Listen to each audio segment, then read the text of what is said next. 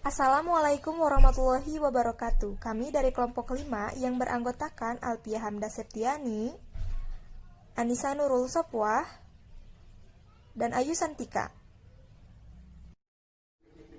Bismillahirrahmanirrahim. Assalamualaikum warahmatullahi wabarakatuh. Selamat pagi anak-anak. Apa kabarnya hari ini? Semoga kita semua selalu ada dalam lindungan Allah Subhanahu wa taala dan selalu diberikan kesehatan. Amin. Nah, sebelum kita mulai belajar, alangkah baiknya kita berdoa terlebih dahulu ya.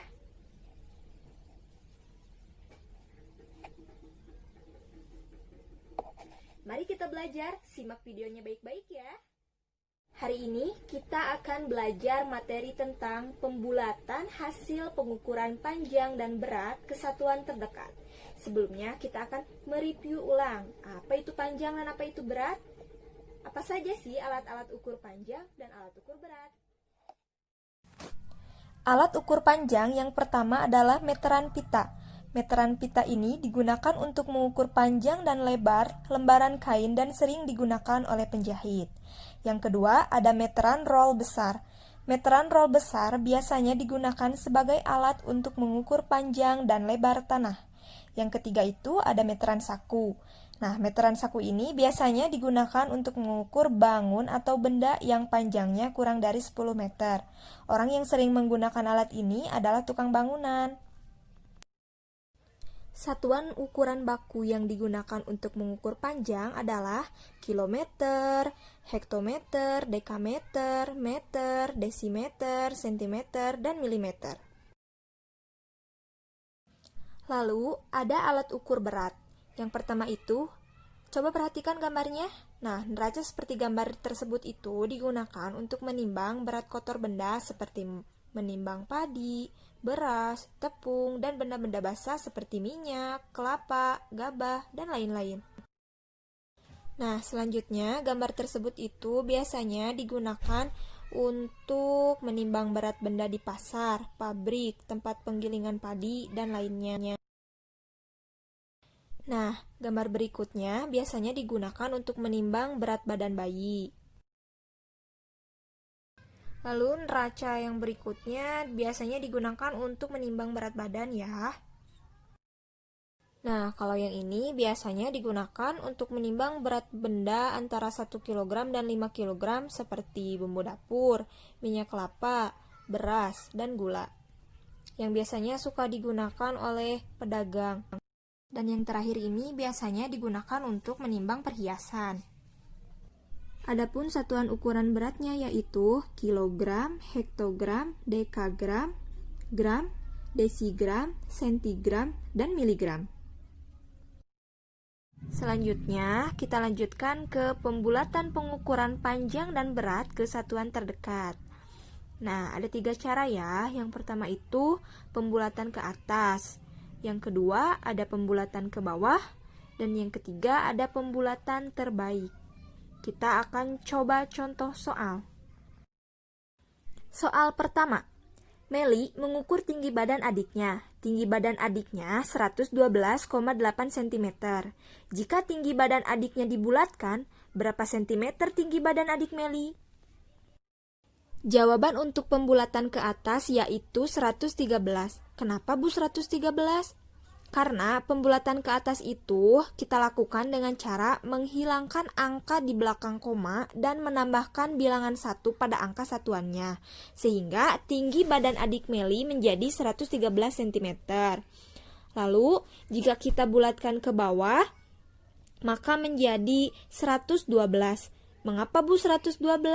Karena pembulatan ke bawah itu dilakukan dengan cara menghilangkan angka di belakang koma. Dan pembulatan terbaiknya yaitu 113.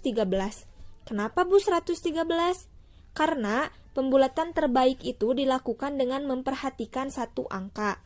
112,8 cm dibulatkan ke pembulatan terbaik menjadi 113 cm. Selanjutnya kita ke contoh soal nomor 2. Ibu ke posyandu untuk mengetahui berat badan adik Udin yang masih balita. Angka di timbangan menunjukkan 8,4 kg. Jika berat badan balita tersebut dibulatkan, Berapa kilogram berat badan balita tersebut? Mari kita jawab. Jika kita bulatkan ke atas, maka 8,4 kg dibulatkan ke atas menjadi 9 kg. Jika kita bulatkan ke bawah, maka 8,4 kg menjadi 8 kg. Dan kita jika bulatkan di pembulatan terbaik, maka 8,4 kg dibulatkan menjadi 8 kg.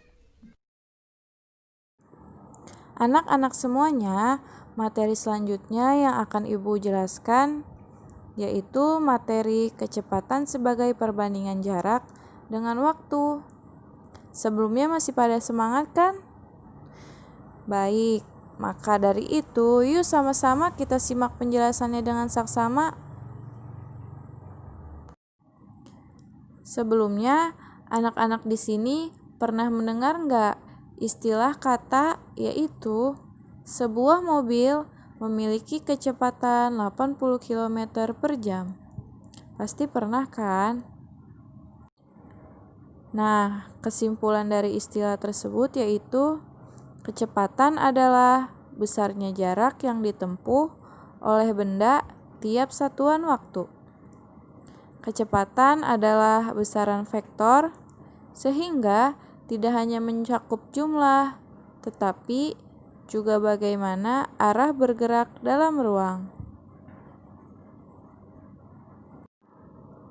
Kemudian, pernahkah anak-anak di sini mendengar istilah kata yaitu sebuah motor menempuh jarak sejauh 100 km? Pasti pernah kan? Nah, kesimpulan dari istilah tersebut yaitu jarak adalah angka yang menunjukkan seberapa jauh suatu benda berubah posisi melalui lintasan tertentu. Umumnya, jarak menggunakan satuan meter ataupun kilometer. Kemudian, pernahkah anak-anak di sini mendengar sebuah istilah kata yaitu Aisyah mengendarai mobil dengan waktu 2 jam? Pasti pernah kan? Nah, kesimpulannya yaitu waktu tempuh adalah lamanya waktu yang digunakan untuk menempuh suatu jarak tertentu. Biasanya satuan waktu ialah detik, menit, dan jam. Anak-anak perlu kita ketahui bahwasannya pada posisi atas segitiga ajaib bila bertemu dengan posisi kanan bawah maupun posisi kiri bawah, maka hasilnya selalu dibagi. Ataupun jika menurun, pasti hasilnya dibagi. Berbeda jika posisi kanan bawah bertemu dengan posisi kiri bawah, maka hasilnya dikali. Ataupun bila menyamping, maka hasilnya selalu dikali. Maka diperoleh rumus jika kita ingin mencari jarak, yaitu kecepatan dikali waktu, karena menyamping. Nah, apabila kita ingin mencari kecepatan, maka jarak dibagi waktu. Karena menurun, maka dibagi. Nah, kemudian jika kita ingin mencari waktu, maka jarak dibagi kecepatan. Mengapa dibagi? Karena posisi jarak dengan kecepatan menurun, sehingga hasilnya dibagi. Nah, anak-anak masih pada bingung atau udah mengerti nih terkait rumus-rumus tentang mencari kecepatan, jarak, dan waktu? Jika masih bingung, Ibu mempunyai penjelasan selanjutnya nih. Yuk kita simak. Nah, segitiga ajaib ini dapat kita gunakan dengan cara metode buka tutup. Apa sih metode buka tutup itu? Yuk kita perhatikan. Nah, anak-anak, jika kita ingin menyelesaikan soal yang berkaitan dengan kecepatan, maka posisi kecepatan di segitiga ajaib bisa kita tutup menggunakan tangan. Maka diperoleh rumus kecepatan ialah jarak dibagi waktu. Jika kita ingin menyelesaikan soal yang berkaitan dengan jarak, Maka posisi jarak di segitiga ajaib bisa kita tutup menggunakan tangan. Maka hasilnya jarak ialah kecepatan dikali waktu. Kemudian, jika kita ingin menyelesaikan soal yang berkaitan dengan waktu, maka posisi waktu di segitiga ajaib dapat kita tutup menggunakan tangan. Maka hasilnya waktu ialah jarak dibagi kecepatan. Nah, setelah anak-anak mengetahui apa itu rumus kecepatan, jarak, dan waktu, yuk kita menuju ke latihan soal. Soal yang pertama, Ainun mengendarai sepeda motor menuju tempat pengajiannya selama 2 jam dengan kecepatan 40 km per jam. Maka, berapakah jarak yang ditempuh Ainun menuju tempat pengajiannya? Penyelesaian. Sebelum kita menjawab pertanyaan, mari kita tentukan diketahuinya. Diketahui, waktunya ialah 2 jam. Kecepatannya ialah 40 km per jam. Maka yang ditanya, berapa jaraknya? Yuk kita gunakan segitiga ajaib agar mempermudah untuk menjawab soalnya.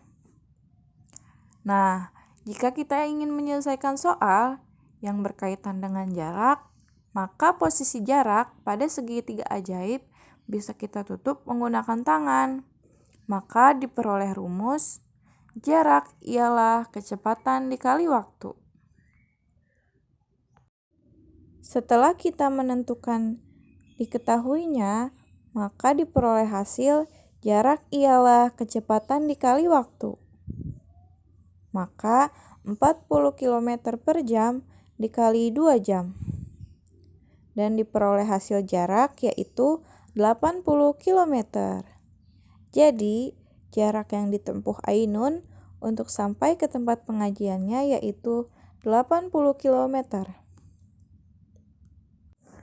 Soal yang kedua, jarak antara rumah Fakih ke pondok pesantren Al-Ikhlas yaitu 120 km. Jarak tersebut dapat ditempuh sebuah mobil selama 3 jam. Maka, berapakah kilometer per jam kecepatan rata-rata mobil tersebut? Penyelesaian. Sebelum menjawab pertanyaan, mari kita tentukan diketahuinya. Diketahui, jaraknya ialah 120 km. Waktunya ialah 3 jam. Maka yang ditanya, berapa kecepatannya? Yuk kita gunakan segitiga ajaib agar mempermudah untuk menjawab soalnya. Nah, jika kita ingin menyelesaikan soal yang berkaitan dengan kecepatan, maka posisi kecepatan di segitiga ajaib bisa kita tutup menggunakan tangan. Maka diperoleh rumusnya yaitu kecepatan ialah jarak dibagi waktu. Setelah kita menentukan diketahuinya, maka diperoleh rumus kecepatan ialah jarak dibagi waktu. Maka 120 km dibagi 3 jam. Dan diperoleh hasil kecepatan yaitu 40 km per jam. Karena 120 dibagi 3 ialah 40. Jadi, kecepatan rata-rata mobil tersebut yaitu 40 km per jam. Nah, soal yang ketiga ialah jarak rumah Fatimah ke kota Bogor yaitu 100 km. Jarak tersebut dapat ditempuh oleh Fatimah dengan bus yang berkecepatan rata-rata 40 km per jam. Maka, berapa jam waktu yang dibutuhkan Fatimah agar sampai ke kota Bogor? Penyelesaian. Sebelum menjawab pertanyaan, Yuk kita tentukan diketahuinya. Diketahui jaraknya ialah 100 km. Kecepatannya ialah 40 km per jam. Maka yang ditanya, berapa waktu yang dibutuhkannya? Nah, setelah kita menentukan diketahuinya, yuk kita gunakan segitiga ajaib agar mempermudah untuk menjawab soalnya. Jika kita ingin menyelesaikan soal yang berkaitan dengan waktu, maka posisi waktu di segitiga ajaib bisa kita tutup menggunakan tangan. Maka diperoleh rumus, waktu ialah jarak dibagi kecepatan. Setelah menentukan diketahuinya dan diperoleh rumus, waktu ialah jarak dibagi kecepatan. Maka 100 km dibagi 40 km per jam, ditentukan hasil waktu yaitu 2,5 jam. Mengapa 2,5 jam? Karena 100 dibagi 40 ditentukan hasil 2,5 jam. Jadi, waktu yang dibutuhkan Fatimah untuk sampai ke kota Bogor yaitu 2,5 jam. Halo anak-anak, kita akan mempelajari materi mengenai debit sebagai perbandingan volume dan waktu. Sebelum menjelaskan materinya, mari kita simak video ini. Anak-anak, coba perhatikan keran berikut ini. Keran A dan keran B, kedua keran tersebut memiliki ukuran yang sama. Kita akan membuka keran dalam waktu yang bersamaan. Keran A kita buka setengahnya dan keran B kita buka sepenuhnya. Dalam waktu yang bersamaan, keran B sudah penuh sedangkan keran A belum. Mengapa demikian? Karena banyaknya zat cair atau volume zat cair yang mengalir pada keran B lebih banyak daripada keran A. Nah, setelah menyimak video tadi, kita dapat menyimpulkan apa itu debit. Ayo di sini siapa yang bisa jawab apa itu debit? Oke anak-anak, Ibu akan menyimpulkannya ya. Debit adalah volume zat cair yang mengalir setiap satuan waktu.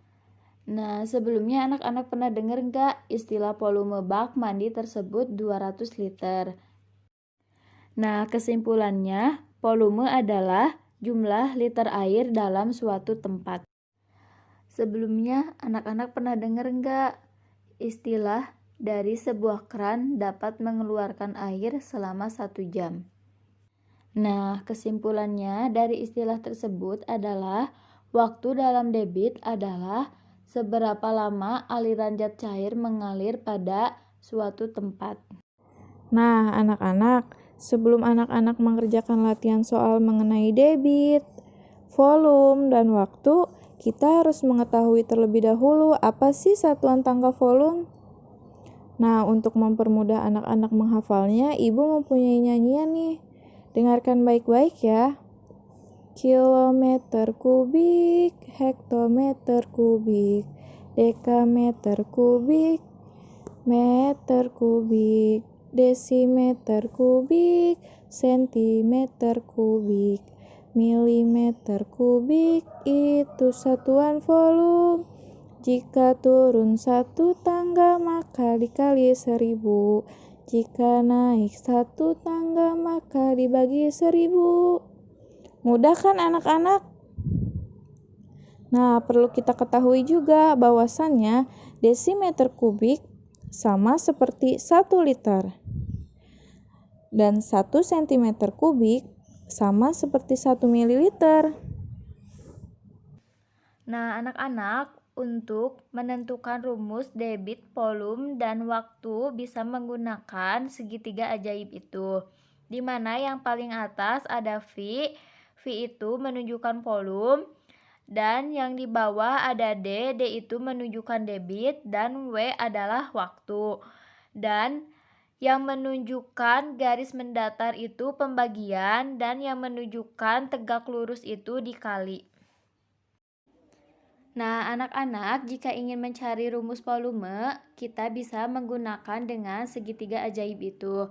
Caranya, kita tutup huruf V, jadi rumus volume adalah debit dikali waktu atau V sama dengan D dikali W. Nah, jika anak-anak ingin mencari waktu, kita bisa menggunakan segitiga ajaib juga.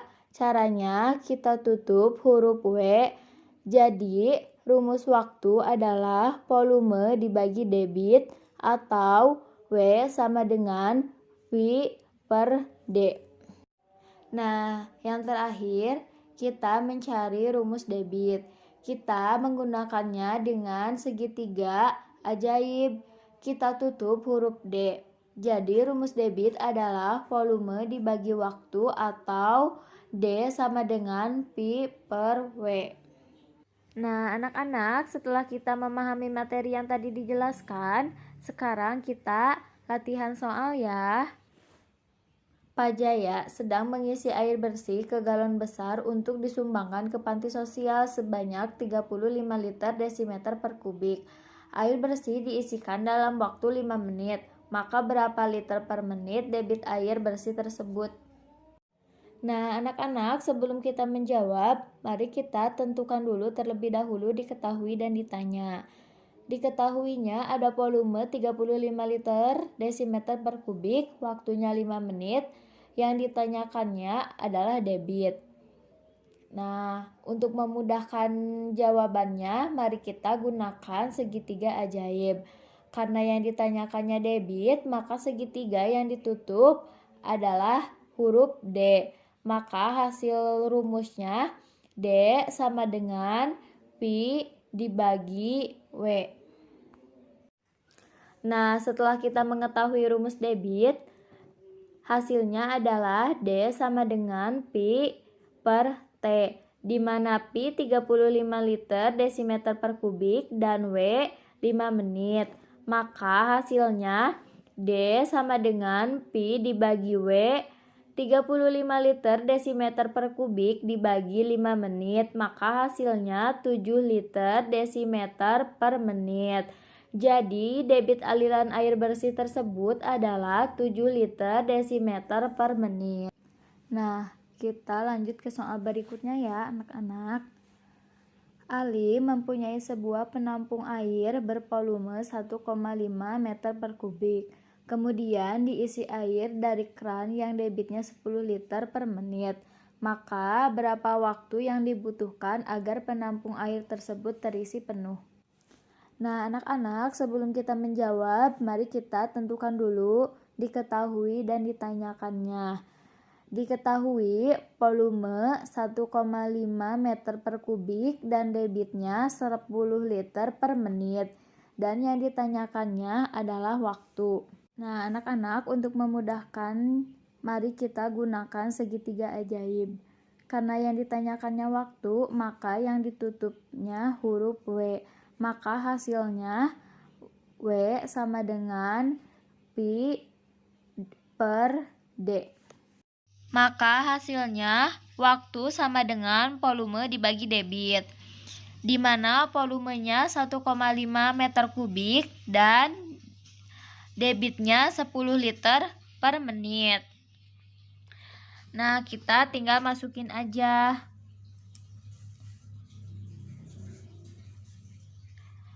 Waktu sama dengan Pi per D. Maka hasilnya 1,5 meter kubik dibagi 10 desimeter kubik liter per menit. Nah, karena 1,5 ini berbentuk meter kubik, sedangkan yang ditanyanya desimeter kubik, maka dari itu kita harus mengubahnya terlebih dahulu.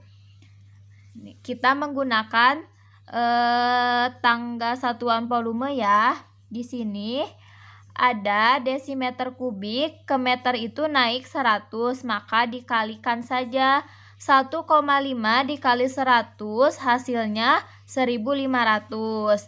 Kita masukin ke sini. 1500 desimeter kubik dibagi 10 desimeter kubik liter per menit, maka hasilnya 150 menit. Jadi waktu yang dibutuhkan untuk memenuhi penampung air adalah 150 menit. Nah, anak-anak, kita lanjut ya ke soal berikutnya. Soalnya adalah pada hari Minggu Ismail berjalan melewati Sungai Absah. Sungai Absah tersebut debit airnya yaitu 7 cm kubik per menit. Maka berapa cm kubik volume air yang mengalir selama 120 menit? Nah, anak-anak, sebelum kita menjawab, mari kita tentukan dulu diketahui dan yang ditanyakannya.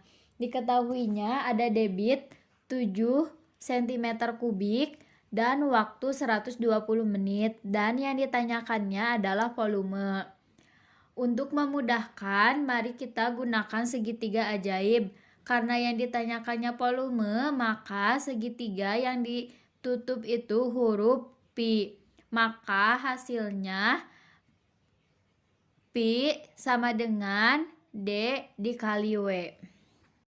Nah, anak-anak, tadi kita udah mengetahui rumus volumenya. Rumus volumenya yaitu V sama dengan D dikali W, di mana D-nya itu 7 dan W 120. Maka Pi sama dengan 7 dikali 120 hasilnya 840 cm kubik per menit. Jadi volume air Sungai Absah yang mengalir selama 120 menit adalah 840 cm kubik per menit. Anak-anak semuanya, alhamdulillah pembelajaran pada hari ini telah selesai. Akan tetapi sebelum kita menyudahi pembelajaran pada hari ini, kita berdoa bersama-sama terlebih dahulu yuk, agar ilmu yang kita dapatkan pada hari ini dapat bermanfaat. Bismillahirrahmanirrahim. Allahumma inni istaudiuka ma'alamtanihi farduduhu ilayya inda hajati ilaihi wala tansanihi ya rabbal alamin. Amin. Anak-anak semua, di masa pandemi COVID-19 ini, jangan lupa kita menjaga kebersihan, mencuci tangan dengan sabun, menjaga jarak dengan yang lain, dan jangan lupa membawa hand sanitizer. Jika kita sedang di luar, jangan lupa berdoa kepada Allah agar kita selalu dalam lindungannya. Cukup sekian pembelajaran hari ini. Sampai jumpa di pertemuan berikutnya. Wassalamualaikum warahmatullahi wabarakatuh.